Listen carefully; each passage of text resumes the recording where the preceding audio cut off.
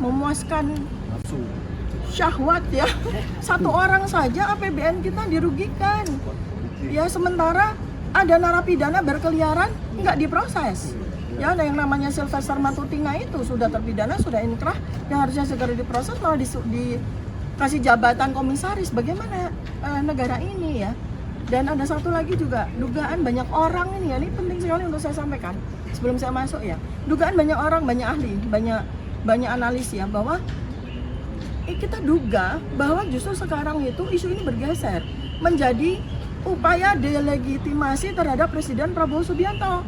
Artinya kalau seandainya jadi nih 12 tokoh ini dikriminalisasi dengan laporan polisi yang tidak jelas seperti itu, berarti Presiden lemah. Berarti Presiden lemah secara hukum, tidak mampu untuk menguasai kepolisian. Itu kan yang terjadi sekarang ini, kita melihat tendensinya. Jadi sengaja untuk digeser, bukan untuk lagi melayani syahwat dari satu orang itu saja, tapi dugaan banyak orang itu juga bertendensi untuk mendelegitimasi Presiden Prabowo Subianto ya. Ini apa yang bisa saya sampaikan ya untuk pagi ini, nanti saya akan lanjutkan ya pas makan siang ya. Ada apa aja persiapannya? Oh persiapannya ya, ini juga pelajaran untuk semua rakyat Indonesia ya, bahwa kita ini benar-benar dengan pelajaran, dengan apa yang saya alami itu, jangan pernah buta hukum. Kita semua tuh harus melek hukum, dan kita juga harus melek teknologi ya. Anda baca tulisan kami, hasil penelitian kami, Anda akan tahu bahwa dengan teknologi yang sudah kami jelaskan di buku Jokowi's White Paper ini, sesungguhnya kebohongan itu nggak ada tempatnya lagi. Ya, kebohongan nggak ada, orang bisa bohong. Jadi kalau ada orang yang masih mau berbohong dan masih kepengen berbohong, itu orang itu kudet, jadul. Karena dengan teknologi digital forensik, teknologi metakognisi yang saya jelaskan di sini ya, bahkan lie detector aja udah nggak butuh loh. Karena dengan ilmu metakognisi yang saya jelaskan, neurokognisi yang saya jelaskan itu, orang bohong itu ketahuan kok dari mulutnya ketika dia bicara, dari narasinya ketika dia bicara. KKN 1983 lalu KKN awal 1985 itu udah jelas ya. Nah, kenapa demikian? Ada alasan, karena bisa masukkan orang-orang yang nggak jelas ini melapor. Tadinya 5, betul kan? Tadinya 5, sekarang yang 2 sudah tahu diri. Karena nanti bakal ada serangan balik dari kita. Kalau ini tidak terbukti, saya jamin orang-orang itu akan masuk penjara. Betul. Saya jamin. Itu. Jadi jangan dianggap enteng ini. Ini bukan permainan, ini penegakan hukum. Ya kan? Melapor seenaknya sendiri, nggak ada. Dan satu hal lagi, ya kan? Pemanggilan yang sekarang ini beda lagi. Tadinya itu pemanggilan yang awal itu adalah peristiwa 26 Maret. 26 Maret. Sekarang 22 Januari.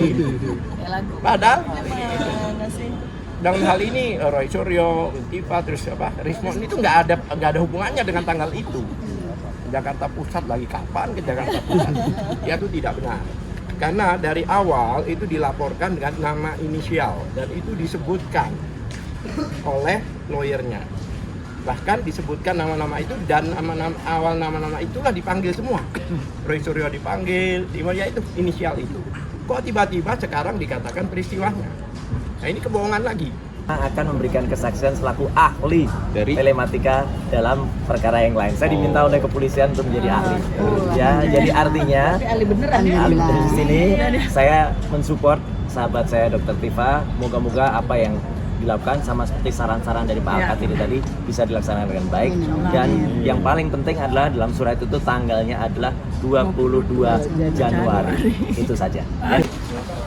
Oh iya, tapi jangan demo, tapi mengadukan. Oke ya. Ya. Kapolri nggak? Audiensi dengan Kapolri soal jasa palsu. Urusan jadwal pemeriksaan ya, saya sudah ikuti dengan patuh ya. Ada 79 pertanyaan, tapi satu pertanyaan ada A, B, C, D, E, F, G hanya. Jadi cukup banyak ya. Tadi saya tidak terhitung karena 79 pertanyaan, dan saya jawab yang nomor 1 tuh begini. Jadi saya punya jawaban dengan syarat. Saya akan menjawab pertanyaan yang disampaikan dengan syarat ijazah asli atau ijazah dari Joko Widodo ada di meja ini, saya bilang gitu. Nah ternyata ada sebuah jawaban yang bikin saya surprise, karena ternyata kata pemeriksa saya itu sampaikan bahwa ijazah itu sudah tidak ada lagi di Polda Metro Jaya, dan itu tidak pernah disampaikan kan kepada khalayak, kita semua tidak tahu. Dan posisi dari ijazah itu sekarang ada di Mabes. Berarti tadi nggak Ada di sempat Mabes ditunjukin ya, Bu? dan sedang atau sudah dilakukan uji forensik, lab forensik gitu.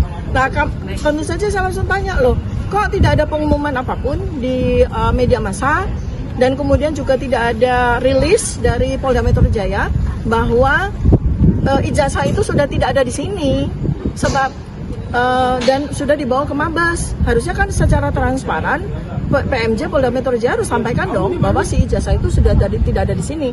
Nah, kalau memang demikian, ya tidak ada relevansinya untuk bertanya kepada kita, karena katakanlah pasal-pasal yang dituduhkan kepada kami sebagai terlapor itu pasal-pasal yang semuanya itu berrelevan dengan kehadiran dari ijazah ini. Kalau ijazah ini tidak hadir, ya untuk apa saya jawab? Karena kan jadi tidak nyambung ya. Memang tadi isi sumpahnya saya juga akan didampingi oleh para kuasa hukum saya ya. Isi sumpah itu agak riskan bagi saya untuk saya tanda tangani, dan secara undang-undang saya boleh untuk tidak menandatangani sumpah tersebut. Karena begini, jadi dari seandainya nih nauzubillah min dzalik ya, tentu saja saya tidak ingin ini berkembang gitu kan ya. Saya ingin masyarakat tuh jangan sampai jadi korban kriminalisasi oleh satu orang ini loh gitu loh. Jadi jangan sampai polisi ini mengikuti syahwat dari satu orang gitu loh, dan mengorbankan semua kepentingan. Karena ingat baik-baik ya bahwa kita beracara seperti ini ya, itu membutuhkan dana besar sekali, dan itu dana APBN, dana pajak rakyat ya. Dan ketika kemudian setiap hari tambah lagi orang yang diperiksa, itu berapa banyak dan sampai berapa lama, itu ya yang saya sayangkan di dalam. Padahal persoalannya kan sangat sederhana. Pak Joko Widodo punya nggak sih ijazah? Ya kan? Kalau memang katanya itu sudah disampaikan ke Polda Metro Jaya, itu ijazahnya asli apa tidak? Kami sebagai saya, terutama RRT ya, Roy Rismond dan Tifa, kami punya ilmu untuk membantu polisi, membantu masyarakat untuk memverifikasi dengan ilmu kami apakah ijazah yang katanya itu disita oleh Polda Metro Jaya itu identik atau otentik atau asli atau tidak gitu kan, sederhana. Jadi kami pun juga bisa menyampaikan kepada masyarakat.